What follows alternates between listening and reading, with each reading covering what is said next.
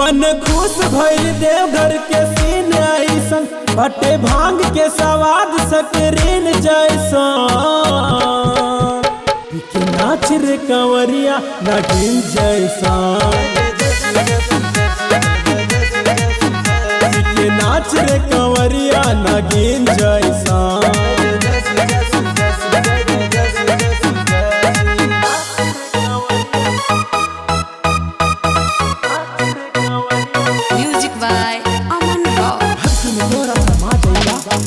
भोग लगा जाएगा देखा जाए तुझे बदल गए हम मंदिरा में अर्जी लगा जाएगा। सब कोई बोले हरदम बोले बम बम बोले सुनाए बोले।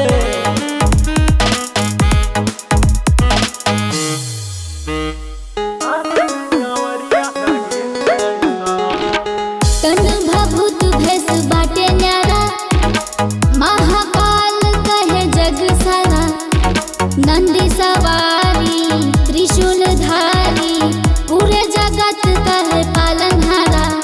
ए भोला बम भोला सिर चंदा अजोर कर दीन जैसन कर डमरू आवाज दिन दिन दिन जैसा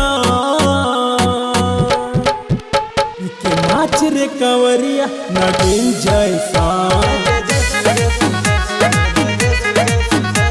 के नाच रे कंवरिया नागिन जैसा।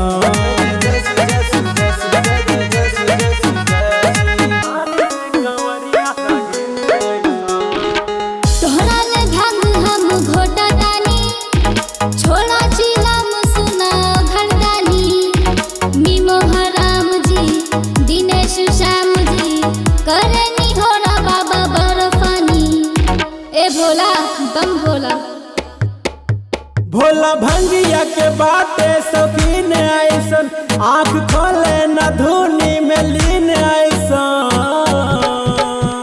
के नाच रे कंवरिया नागिन जैसा के नाच रे कंवरिया नागिन जैसा।